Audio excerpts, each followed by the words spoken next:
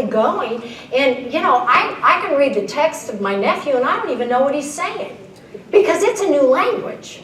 They're developing a new language, and they want everything now. Millennials, they want things immediately. They've grown up in a good period of time, and they're used to that. So they're kind of driving that speed of communication, and I think communication is changing dramatically, and I think it will continue to, and I think it's homogenizing. You're John, right? Correct. I met you in the elevator. Yeah, I think the cultures are homogenizing more. I think because of that, millennials on a global basis are creating a cultural overlay that just means like we're a global culture that's kind of homogenizing and less distinct within our own specific cultures. Thank you. Next. Yes? I have a funny mistake to share. Yay! Go ahead. Outside of London, luckily I was with friends and it wasn't a work environment, but the server, we were at a bar and the server came over and asked if we wanted more beers and I said yes, 2 more. My friend grabbed my hand because that means the middle finger. Yes. Yes.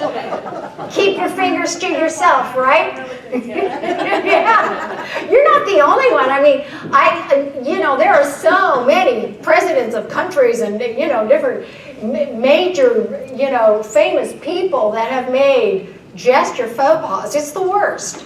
That's a good one to look up on the web. Give me all the gestures I should not use, like this.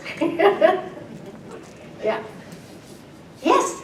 In your book or on your website, in the U.S., we're particularly multicultural, and you talked about homogenization and all cultures, we have the global effect now. Do you speak to subcultures or anything about multiculturalism more in the U.S.? Because your talk today has been sort of more international.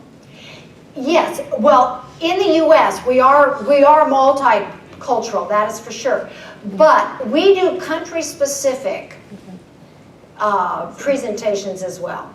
And not only do I do that, but the company actually teaches, about just communication within the culture of the U.S. or of Canada or of China. Okay, Yes. thanks. More questions? Well, I'm going to turn it back over to you, Marin. thank you so much, Gayle. My pleasure.